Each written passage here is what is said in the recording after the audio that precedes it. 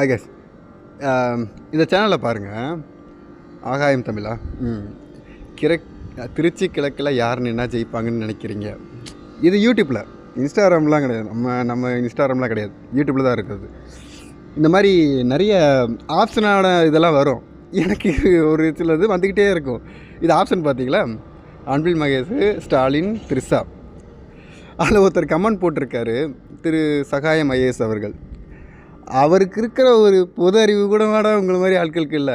வாங்கின காசுக்கு எதையாவது ஒன்று கூவணும்.